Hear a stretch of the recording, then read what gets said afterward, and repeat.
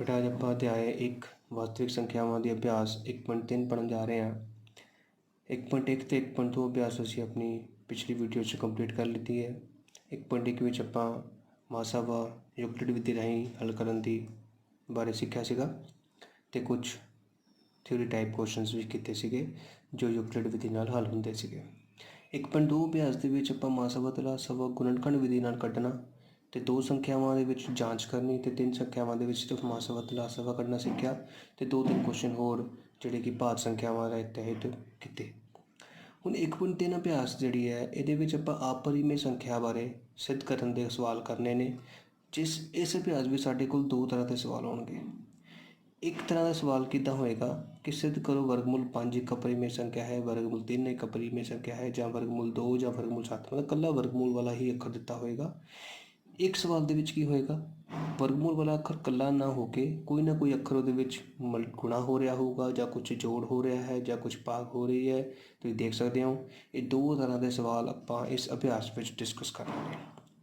ਸਭ ਤੋਂ ਪਹਿਲਾਂ ਅਸੀਂ ਪਹਿਲਾ ਸਵਾਲ ਵਰਗਮੂਲ 5 ਇੱਕ ਅਪਰਿਮੇਯ ਸੰਖਿਆ ਹੈ ਜਾਂ ਨਹੀਂ ਡਿਸਕਸ ਕਰਨਾ ਹੈ, ਪਰ ਇਹਦੇ ਵਿੱਚ ਬੇਟਾ ਸਾਨੂੰ 3 ਚੀਜ਼ਾਂ ਦਾ ਪਤਾ ਹੋਣਾ ਜ਼ਰੂਰੀ ਹੈ।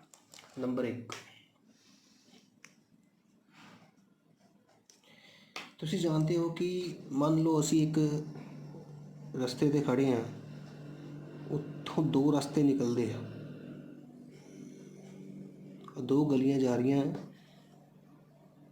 ਹੁਣ ਸਾਨੂੰ ਨਹੀਂ ਪਤਾ, ਸਾਨੂੰ ਇਹ ਪਤਾ ਕਿ ਅਸੀਂ ਕਿਸੇ ਮੰਜ਼ਿਲ 'ਤੇ ਪਹੁੰਚਣਾ, ਪਰ ਇਹ ਨਹੀਂ ਪਤਾ ਕਿਹੜਾ ਰਸਤਾ ਸਾਨੂੰ ਸਾਡੀ ਮੰਜ਼ਿਲ ਤੱਕ ਲੈ ਕੇ ਜਾ ਰਿਹਾ। ਮੰਨ ਲਓ ਜੇ ਆਪਾਂ ਆਹ ਰਸਤਾ ਚੂਜ਼ ਕਰ ਲਿਆ, ਚੂਜ਼ ਕਰਨ ਤੋਂ ਬਾਅਦ ਅੱਗੇ ਜਾਣ ਤੋਂ ਬਾਅਦ ਸਾਨੂੰ ਕਿਤੇ ਪਤਾ ਲੱਗਦਾ ਹੈ ਕਿ ਇਹ ਤਾਂ ਰਸਤਾ ਬੰਦ ਹੋ ਗਿਆ, ਇਟ ਮੀਨਸ ਸਾਡੀ ਮੰਜ਼ਿਲ ਵੱਲ ਨਹੀਂ ਚਾਹੁੰਦਾ। ਇਟ ਮੀਨਸ ਉਸੇ ਟਾਈਮ ਅਸੀਂ ਸਿੱਟਾ ਕੱਢ ਲੈਂਦੇ ਹਾਂ ਕਿ ਅਸੀਂ ਉਸ ਵੇਲੇ ਜਦੋਂ ਇੱਕ ਰਸਤਾ ਚੂਜ਼ ਕੀਤਾ ਸੀਗਾ ਅਤੇ ਉਹ ਗਲਤ ਰਸਤਾ ਚੂਜ਼ ਹੋ ਗਿਆ, ਸਾਡਾ ਸਹੀ ਰਸਤਾ ਆਹ ਵਾਲਾ ਸੀਗਾ। ਇੱਦਾਂ ਹੀ ਹੁੰਦਾ ਨਾ। ਅਤੇ ਇਸੇ ਤਰੀਕੇ ਨਾਲ ਹੀ ਬੇਟਾ ਜੋ ਵਾਸਤਵਿਕ ਸੰਖਿਆਵਾਂ ਹੈਗੀਆਂ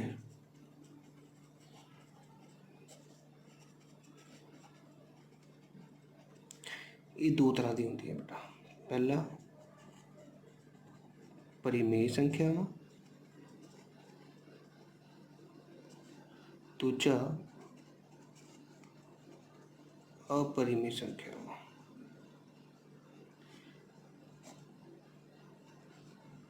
ठीक है। ਹੁਣ ਜੇ ਤਾਂ ਕੋਈ ਸੰਖਿਆ ਪਰਿਮੇਯ ਹੈ ਤਾਂ ਉਹ ਅਪਰਿਮੇਯ ਨਹੀਂ ਹੋਏਗੀ, ਅਤੇ ਜੇ ਅਪਰਿਮੇਯ ਹੈ ਤਾਂ ਉਹ ਪਰਿਮੇਯ ਨਹੀਂ ਹੋਏਗੀ।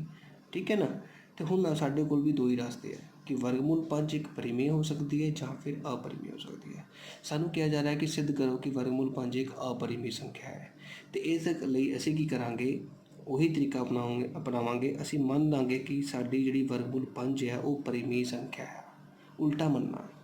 ਅਤੇ ਰਸਤੇ ਮੰਨ ਕੇ ਕਿ ਵਰਗਮੂਲ 5 ਇੱਕ ਪਰਿਮੇਯ ਸੰਖਿਆ, ਅਸੀਂ ਮੰਨ ਕੇ ਅੱਗੇ ਤੁਰਨਾ ਸ਼ੁਰੂ ਕਰ ਦਾਂਗੇ। ਤੁਰਦੇ ਤੁਰਦੇ ਸਾਨੂੰ ਅੱਗੇ ਜਾ ਕੇ ਪਤਾ ਲੱਗੇਗਾ ਕਿ ਅਸੀਂ ਗਲਤ ਰਸਤੇ 'ਤੇ ਤੁਰ ਪਏ ਹਾਂ, ਅਸੀਂ ਜੋ ਮੰਨਿਆ ਉਹ ਸਾਡਾ ਗਲਤ ਹੋ ਰਿਹਾ ਹੈ। ਇਹਦਾ ਮਤਲਬ ਅਸੀਂ ਉਸੇ ਟਾਈਮ ਸਿੱਟਾ ਕੀ ਕੱਢਾਂਗੇ ਕਿ ਸਾਡੀ ਵਰਗਮੂਲ 5 ਅਪਰਿਮੇਯ ਸੰਖਿਆ ਹੋਵੇਗੀ, ਅਤੇ ਅਸੀਂ ਇਸ ਮੈਥਡ ਦੇ ਸਾਰ ਆਹ ਵਾਲੇ ਅਭਿਆਸ ਨੂੰ ਖਤਮ ਕਰਨਾ ਹੈ। ਅਤੇ ਪਹਿਲੀ ਜਿਹੜੀ ਚੀਜ਼ ਯਾਦ ਕਰਨ ਯੋਗ ਸੀਗੀ, ਜਿਹੜੀ ਸਾਨੂੰ ਪਤਾ ਹੋਣੀ ਚਾਹੀਦੀ ਸੀ, ਕੀ ਪਤਾ ਹੋਣੀ ਚਾਹੀਦੀ ਸੀਗੀ ਕਿ ਅਸੀਂ ਇਸ ਸਵਾਲ ਨੂੰ ਹੱਲ ਕਰਨ ਲਈ ਕਿਹੜਾ ਮੈਥਡ ਅਪਣਾਉਣਾ ਆ, ਉਲਟ ਮੰਨ ਕੇ ਗਲਤ ਰਸਤੇ ਨੂੰ ਅਪਣਾ ਕੇ ਚੱਲਣਾ, ਅਤੇ ਜਦੋਂ ਰਸਤੇ ਬੰਦ ਹੋ ਜਾਣ ਤਾਂ ਫਿਰ ਸਿੱਟਾ ਕੱਢ ਦੇਣਾ ਕਿ ਸਾਡਾ ਰਸਤਾ ਗਲਤ ਸੀਗਾ, ਇਟ ਮੀਨਸ ਸਾਡਾ ਦੂਜਾ ਰਸਤਾ ਹੀ ਸਹੀ ਹੋਏਗਾ। ਦੂਜੀ ਲਰਨਿੰਗ ਪੁਆਇੰਟ ਜਿਹੜੀ ਸਾਡੀ ਹੈਗੀ ਹੈ ਉਹ ਸਾਨੂੰ ਕੀ ਪਤਾ ਹੋਣਾ ਚਾਹੀਦਾ, ਪਰਿਮੇਯ ਸੰਖਿਆ ਹੁੰਦੀ ਕੀ ਹੈ। ਪਰਿਮੇਯ ਸੰਖਿਆ ਦੀ ਸੌਖੀ ਡੈਫੀਨੇਸ਼ਨ ਇਹੀ ਹੈ ਕਿ ਕੋਈ ਵੀ ਸੰਖਿਆ ਜੇ P/Q ਦੇ ਰੂਪ ਵਿੱਚ ਹੋਵੇ ਅਤੇ Q ਉਹਦਾ 0 ਨਾ ਹੋਵੇ। ਯਾਦ ਰੱਖਣਾ ਆ, ਕੋਈ ਵੀ ਸੰਖਿਆ ਕਿਹਦੇ ਰੂਪ ਵਿੱਚ ਹੋਵੇ, P/Q ਦੇ ਰੂਪ ਵਿੱਚ ਹੋਵੇ ਅਤੇ Q ਉਹਦਾ 0 ਨਾ ਹੋਵੇ। ਠੀਕ ਹੈ। ਅਤੇ ਤੀਜੀ ਗੱਲ ਜਿਹੜੀ ਮੈਂ ਯਾਦ ਕਰਾਉਣਾ ਚਾਹੁੰਦਾ ਤੁਹਾਨੂੰ, ਜਿਵੇਂ 10 ਨੂੰ ਆਪਾਂ 5 ਗੁਣਾ 2 ਲਿਖਦੇ ਹਾਂ, ਅਤੇ ਆਪਾਂ ਕਹਿੰਦੇ 10 5 ਨਾਲ ਵੀ ਭਾਗ ਹੁੰਦਾ ਹੈ ਅਤੇ 10 2 ਨਾਲ ਵੀ ਭਾਗ ਹੁੰਦਾ ਹੈ। ਲੇਕਿਨ ਜੇ ਆਪਾਂ 10 ਨੂੰ 5 ਗੁਣਾ A ਲਿਖ ਦਈਏ ਅਤੇ ਫਿਰ ਆਪਾਂ ਕਹਿੰਦੇ ਹਾਂ ਕਿ 10 ਕਿਹਦੇ ਨਾਲ ਭਾਗ ਹੁੰਦਾ, 10 5 ਨਾਲ ਭਾਗ ਹੋਵੇਗਾ। ਇਹ ਚੀਜ਼ ਯਾਦ ਰੱਖਣੀ ਹੈ ਕਿ ਜੇ ਕੋਈ ਰਕਮ ਕਿਸੇ ਚੀਜ਼ ਨਾਲ ਗੁਣਾ ਕਰਕੇ ਬਣਦੀ ਹੈ ਅਤੇ ਉਹਦੇ ਨਾਲ ਭਾਗ ਵੀ ਹੁੰਦੀ ਹੈ। ਅਤੇ ਜੇ ਕਦੇ 10 ਨੂੰ 5 ਗੁਣਾ A ਦੇ ਬਰਾਬਰ ਆ ਜਾਵੇ ਅਤੇ ਆਪਾਂ ਇਹ ਕਹਿੰਦੇ ਹਾਂ ਕਿ 10 5 ਨਾਲ ਭਾਗ ਹੋਵੇਗਾ। ਇਹ 3 ਗੱਲਾਂ, ਪਹਿਲੀ ਕਿ ਵਾਸਤਵਿਕ ਸੰਖਿਆ 2 ਸੰਖਿਆਵਾਂ ਦੇ ਮੇਲ ਨਾਲ ਬਣਦੀ ਹੈ, ਇੱਕ ਪਰਿਮੇਯ ਸੰਖਿਆ ਅਤੇ ਇੱਕ ਅਪਰਿਮੇਯ ਸੰਖਿਆ। ਇਸ ਕਰਕੇ ਇਸ ਸਵਾਲ ਨੂੰ ਹੱਲ ਕਰਨ ਲਈ ਅਸੀਂ ਕਿਹੜਾ ਰੂਲ ਅਪਲਾਈ ਕਰਾਂਗੇ ਜਿਹਦੇ ਵਿੱਚ ਅਸੀਂ ਉਲਟ ਮੰਨਾਂਗੇ ਕਿ ਉਹ ਰਕਮ ਪਰਿਮੇਯ ਸੰਖਿਆ ਹੈ, ਤੇ ਜਦੋਂ ਅਸੀਂ ਚੱਲਾਂਗੇ ਰਸਤੇ 'ਚ ਸਾਡਾ ਜਿਹੜਾ ਰਸਤਾ ਉਹ ਗਲਤ ਆ ਜਾਊਗਾ, ਅਸੀਂ ਕਿਤੇ ਨਾ ਕਿਤੇ ਰੋਂਗ ਸਾਬਿਤ ਹੋਵਾਂਗੇ। ਫਿਰ ਅਸੀਂ ਕਹਿ ਦਾਂਗੇ ਕਿ ਸਿੱਟਾ ਵਜੋਂ ਸਾਡਾ ਸਟਾਰਟਿੰਗ ਵਾਲੀ ਵੈਲਿਊ ਜਿਹੜੀ ਸੀ ਉਹ ਅਪਰਿਮੇਯ ਸੰਖਿਆ ਹੋਵੇਗੀ। ਦੂਜੀ, ਪਰਿਮੇਯ ਸੰਖਿਆ p/q ਦੇ ਰੂਪ ਵਿੱਚ ਹੁੰਦੀ ਹੈ। ਤੀਜੀ, ਜੇ ਕਿਸੇ ਰਕਮ ਨੂੰ ਦੋ ਸੰਖਿਆਵਾਂ ਦੇ ਗੁਣਾ ਨਾਲ ਵੀ ਦਰਸਾਇਆ ਜਾ ਸਕਦਾ ਹੋਵੇ ਤਾਂ ਉਹ ਦੋਵੇਂ ਸੰਖਿਆਵਾਂ ਨਾਲ ਉਹ ਰਕਮ ਭਾਗ ਵੀ ਹੋ ਜਾਂਦੀ ਹੈ। ਠੀਕ ਹੈ, ਇਹ ਤਿੰਨ ਰਕਮਾਂ ਨੂੰ ਮੈਂ ਇਹ ਮੰਨਦਾ ਹੋਇਆ ਕਿ ਤੁਹਾਨੂੰ ਚੰਗੀ ਤਰ੍ਹਾਂ ਸਮਝ ਆ ਗਈਆਂ ਹੋਣਗੀਆਂ। ਅਸੀਂ ਪਹਿਲਾ ਸਵਾਲ ਕਰਨ ਲੱਗੇ ਹਾਂ, ਧਿਆਨ ਨਾਲ ਦੇਖਿਓ। ਸਾਡਾ ਪਹਿਲਾ ਸਵਾਲ ਜਿਹੜਾ ਹੈਗਾ ਆ ਉਹ ਹੈਗਾ ਹੈ, ਸਿੱਧ ਕਰੋ ਵਰਗਮੂਲ 5 ਇੱਕ अपरिमेय संख्या है। ਹੁਣ ਧਿਆਨ ਨਾਲ, ਜਿੱਦਾਂ ਮੈਂ ਤੁਹਾਨੂੰ ਸਮਝਾਇਆ ਕਿ ਅਸੀਂ ਮੰਨਾਂਗੇ ਕਿ अपरिमेय संख्या नहीं, ਕਿਹੜੀ ਹੈ, परिमेय संख्या है। ਤਾਂ ਹੱਲ ਕਰਨ ਲੱਗੇ ਆਪਾਂ। ਮੰਨ ਲਓ ਵਰਗਮੂਲ 5 ਇੱਕ परिमेय संख्या है। ਹੁਣ ਜੇ ਇੱਕ ਪਰਿਮੇਯ ਸੰਖਿਆ ਹੈ ਤੇ ਫਿਰ ਇਹ ਕਿਸ ਤਰ੍ਹਾਂ ਦੀ ਹੋਏਗੀ, ਤੇ ਵਰਗਮੂਲ 5 ਜਿਹੜੀ ਹੈ ਉਹ p/q ਦੇ ਰੂਪ ਵਿੱਚ ਹੋਏਗੀ, ਹੈ ਨਾ, ਕਿਉਂਕਿ ਪਰਿਮੇਯ ਸੰਖਿਆ ਦੀ ਡੈਫੀਨੇਸ਼ਨ ਕੀ ਸੀ ਕਿ ਉਹ p/q ਦੇ ਰੂਪ ਵਿੱਚ ਹੁੰਦੀ ਹੈ। ਠੀਕ ਹੈ, ਪਰ ਤੁਸੀਂ ਇੱਕ ਚੀਜ਼ ਯਾਦ ਰੱਖਣੀ ਹੈ ਕਿ p, q ਬਰਾਬਰ 1 ਜ਼ਰੂਰ ਲਿਖਣਾ ਹੈ। ਇਹਦਾ ਮਤਲਬ ਕੀ ਹੁੰਦਾ ਹੈ? ਇਹਦਾ ਮਤਲਬ ਹੁੰਦਾ ਆ, ਜੇ ਤੁਸੀਂ ਪੰਜਾਬੀ 'ਚ ਲਿਖਣਾ ਹੈ, p, q ਸਹਿ ਅਭਾਜ ਸੰਖਿਆਵਾਂ ਹਨ। ਸਹਿ ਅਭਾਜ ਸੰਖਿਆਵਾਂ ਦਾ ਮਤਲਬ ਹੁੰਦਾ ਹੈ ਕਿ p ਅਤੇ q ਨੂੰ ਕੋਈ ਇੱਕ ਪਹਾੜਾ ਘੱਟ ਨਹੀਂ ਕਰ ਸਕਦਾ, ਜਿਵੇਂ 5 ਅਤੇ 7 ਹੁੰਦੇ ਨੇ। ਹੁਣ ਤੁਸੀਂ q ਨੂੰ ਉੱਪਰ ਭੇਜ ਦਿਓ, q ਵਰਗਮੂਲ 5 ਬਰਾਬਰ p।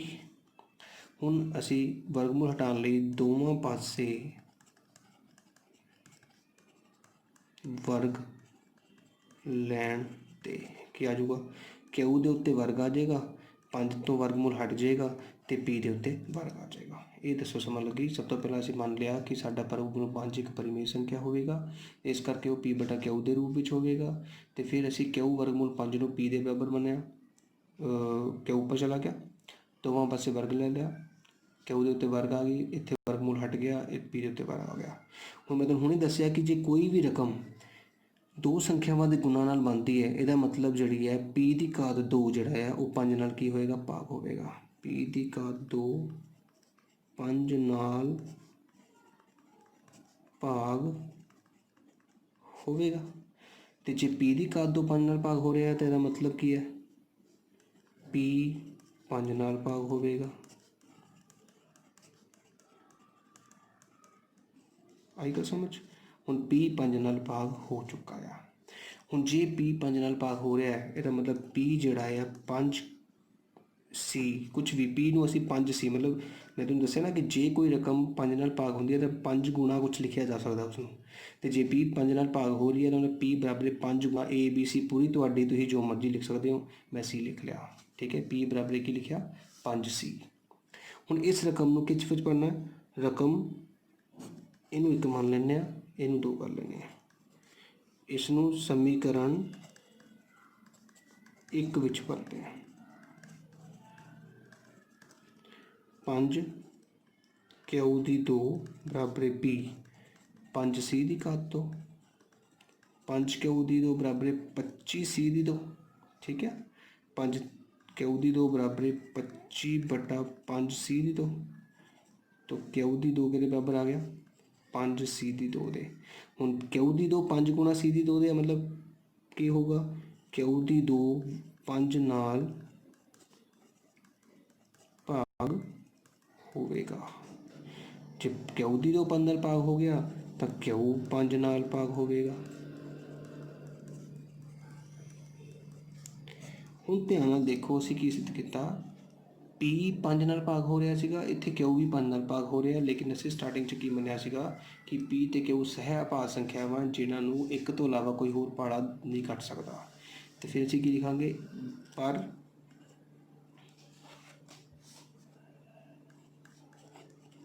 ਇਹ ਸਾਡੀ ਮੰਨੀ ਹੋਈ ਗੱਲ ਦੇ ਉਲਟ ਹੈ। ठीक है, क्योंकि पी क्यू सह अपाज संख्यावां सन, इसलिए वर्गमूल 5 एक अपरिमेय संख्या होवेगी। दोबारा एक बार ध्यान नाल देखो। सब तो पहला उन्हें क्या सानू सिद्ध करो कि वर्गमूल 5 एक अपरिमेय संख्या है। असी की क्या मान लो कि वर्गमूल 5 एक परिमेय संख्या है। जे वो परिमेय है तो उन्होंने पी बटा क्यू के रूप में लिखा गया। बस एक चीज़ ध्यान रखियो तो असीं ये लिखना है कि पी कॉमा क्यू बराबर 1 जां पी ते क्यू सहअपात संख्यावां हन। वर्गमूल 5 कोल पी चला गया, दोवें पासे वर्ग ले गए तो जिहदे उत्ते वर्गमूल सी वर्गमूल हट गया, जिहदे कोल नहीं सी उत्ते घात 2 आ गई। ਇਹਦਾ मतलब ਹੁੰਦਾ है कि जो कल्ला ਅੱਖਰ ਆ पी ਦੀ 2 ਉਹ 5 ਨਾਲ ਭਾਗ ਹੋਵੇਗਾ। ਜੇ पी ਦੀ 2 5 ਨਾਲ ਭਾਗ ਹੋ ਰਿਹਾ ਤਾਂ P ਵੀ 5 ਨਾਲ ਭਾਗ ਹੋਵੇਗਾ। ਠੀਕ ਹੈ ਨਾ। ਤੇ P 5 ਨਾਲ ਭਾਗ ਹੋ ਰਿਹਾ ਤਾਂ ਤੁਸੀਂ ਜਾਣਦੇ ਹੋ ਕਿ P ਨੂੰ ਜੇ 5 ਨਾਲ ਭਾਗ ਕਰਾਂਗੇ ਤਾਂ ਕੋਈ ਨਾ ਕੋਈ ਅੱਖਰ ਤਾਂ ਉੱਪਰ ਆਊਗਾ ਨਾ। ਭਾਗ ਤੋਂ ਬਾਅਦ ਮੈਂ C ਮੰਨ ਲਿਆ ਤੇ P ਬਰਾਬਰ ਕਿੰਨਾ ਹੋ ਗਿਆ 5 ਗੁਣਾ C, ਜਿਹੜਾ ਆਪਣਾ ਯੂਕਲਿਡ ਵਿਧੀ ਦੇ ਥਰੂ P ਬਰਾਬਰ 5C ਲਿਖ ਲਿਆ ਗਿਆ। P ਦੀ ਵੈਲਿਊ ਨੂੰ ਅਸੀਂ ਘਾਤ 2 ਵਾਲੇ ਦੇ ਵਿੱਚ ਭਰ ਦਿੱਤਾ। ਉੱਥੋਂ ਸਾਨੂੰ ਪਤਾ ਲੱਗਾ ਕਿ ਕਿਊ ਦੀ ਘਾਤ 2 ਵੀ 5 ਨਾਲ ਭਾਗ ਹੋ ਰਿਹਾ ਹੈ ਤੇ ਕਿਊ ਵੀ 5 ਨਾਲ ਭਾਗ ਹੋ ਗਿਆ, P ਵੀ 5 ਨਾਲ ਭਾਗ ਹੋ ਗਿਆ, ਕਿਊ ਵੀ 5 ਨਾਲ ਭਾਗ ਹੋ ਗਿਆ। ਤਾਂ ਇਹਦਾ ਮਤਲਬ P ਤੇ ਕਿਊ ਦੋਨਾਂ ਦਾ ਸਾਂਝਾ ਗੁਣਨਖੰਡ 5 ਹੋ ਗਿਆ। ਜਦ ਕਿ ਅਸੀਂ ਮੰਨ ਲਿਆ ਸੀ ਕੀ ਮੰਨਿਆ ਸੀਗਾ, ਸਾਡੀ ਗੱਲ ਤੇ ਉਲਟ ਹੋ ਗਿਆ ਨਾ, ਕਿਉਂਕਿ ਅਸੀਂ ਤਾਂ ਮੰਨਿਆ ਸੀਗਾ ਕਿ P ਕਿਊ ਸਹਿਅਪਾਜ ਹਨ। ਜੇ P ਕਿਊ ਸਹਿਅਪਾਜ ਹਨ ਇਹਦਾ ਮਤਲਬ ਸਾਡੀ ਮੰਨੀ ਗਈ ਗੱਲ ਜੀ ਉਲਟ ਹੋ ਚੁੱਕੀ ਹੈ। ਇਸ ਕਰਕੇ ਵਰਗਮੂਲ 5 ਇੱਕ अपरिमेय संख्या ਹੋਵੇਗੀ। ठीक है, ध्यान नाल बेटा करना है क्वेश्चन। ये वाला क्वेश्चन औखा है बट एग्जाम के पॉइंट ऑफ व्यू नाल देखिए तो अजे तक नहीं आया, पर एक बार जरूर करके देखना तुसीं सारे ने। जे वाला सवाल समझ आ गया तो पहला वर्गमूल 3 करके देखियो, थोड़ा देखना पऊगा। फिर वर्गमूल 2 करके देखियो, फिर थोड़ा घट देखना पएगा। फिर वर्गमूल 7 करके देखियो, तुहानूं चंगी तरह याद हो चुका होएगा। एक बारी मैं एक होर सवाल तुहानूं करा दूँगा जिहड़ी दूजी टाइप का है, फिर तुसीं अपने आप कट के देखियो। ओके बेटा, ਮੈਨੂੰ ਉਮੀਦ ਹੈ ਕਿ ਤੁਹਾਨੂੰ ਚੰਗੀ ਤਰ੍ਹਾਂ ਸਮਝ ਆਇਆ ਹੋਵੇਗਾ ਅਤੇ ਮੇਰੇ ਚੈਨਲ ਨੂੰ ਸਬਸਕ੍ਰਾਈਬ ਕਰ ਦਿੱਤਾ ਗਿਆ ਹੋਵੇਗਾ ਤੁਹਾਡੇ ਵੱਲੋਂ, ਅਤੇ ਬੈਲ ਆਈਕਨ ਨੂੰ ਵੀ ਨੱਪਿਆ ਗਿਆ ਹੋਵੇਗਾ ਅਤੇ ਲਾਈਕ ਵੀ ਕਰ ਦਿੱਤਾ ਗਿਆ ਹੋਵੇਗਾ ਵੀਡੀਓ ਨੂੰ। ਜੇਕਰ ਤੁਹਾਨੂੰ ਬਹੁਤ ਵਧੀਆ ਲੱਗਾ ਤਾਂ ਜ਼ਰੂਰ ਲਾਈਕ ਕਰਿਓ ਬੇਟਾ।